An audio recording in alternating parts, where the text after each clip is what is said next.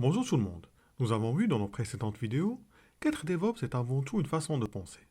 Pour rendre concret cette approche, il faut avoir un certain nombre de compétences et de connaissances. Et c'est ce qu'on va voir ensemble aujourd'hui.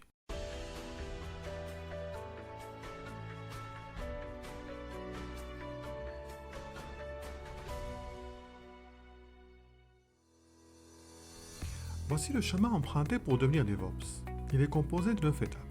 Les langages de programmation, les principes de base de Linux, la gestion du code source, le build du package des applications, l'intégration continue, les processus d'automatisation de tests, le déploiement, le monitoring et comme dernière étape, le cloud computing. Maintenant, nous allons détailler ces étapes une par une. Première étape, langage de programmation. Un ingénieur DevOps doit nécessairement connaître les bases de l'algorithme et maîtriser au moins un langage de programmation tel que Ruby, Python ou JavaScript. Cela permettra une automatisation maximisée afin de rendre le cycle de vie de l'application plus fluide sans intervention extérieure. Deuxième étape, principe de base de Linux. Pour poursuivre, nous allons parler de l'environnement. La plupart de nos environnements sont basés sur Linux, ainsi il est important d'en maîtriser les bases. Et surtout l'interface de ligne de commande, autrement dit CLI, par exemple Bash ou KSH. Il doit aussi connaître les commandes de base pour interagir avec les fichiers, tels que find, grep, awk, etc. Et les commandes d'interaction avec le réseau, comme netstat ou nslookup. Troisième étape, gestion du code source. La gestion du code source est particulièrement importante. Lors d'un projet, le nombre de fichiers et de versions peut rapidement évoluer, et surtout si nous sommes nombreux à travailler dessus. Il est donc nécessaire de tout organiser pour faciliter l'accès, gérer le versionning et garantir la sécurité. Il est donc nécessaire d'être à l'aise avec au moins un des outils de gestion de code source, tels que Git, Mercurial ou encore SVN. Quatrième étape, build du package des applications.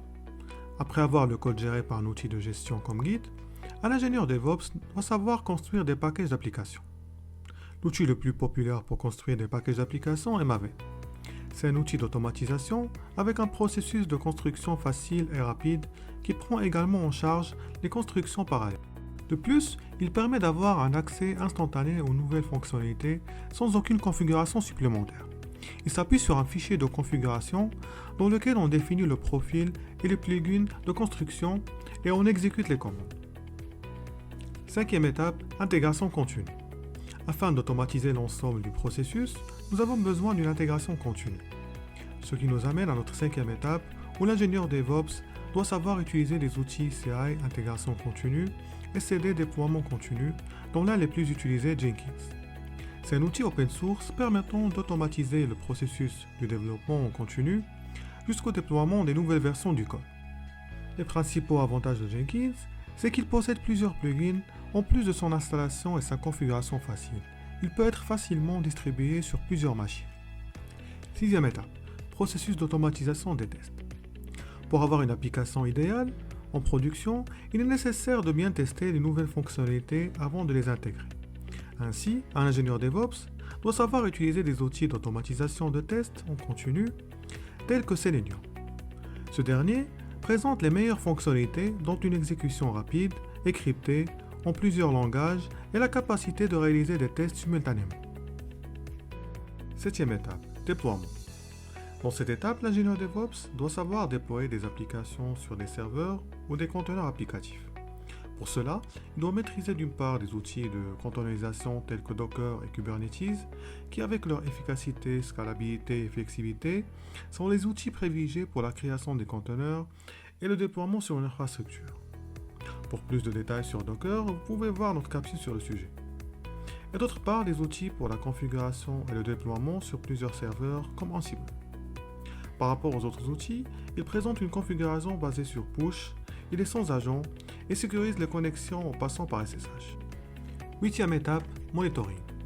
En production, chaque application doit être supervisée. Donc un ingénieur DevOps doit être à l'aise avec la récolte des métriques de son application pour pouvoir identifier et intervenir en cas de problème et aussi la faire évoluer. Il existe de nombreux outils, mais les plus populaires sont Prometheus, Nagios et Zabbix.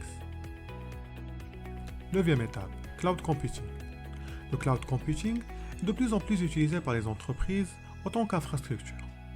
Il devient donc important d'acquérir des compétences sur les services d'au moins d'un fournisseur de cloud.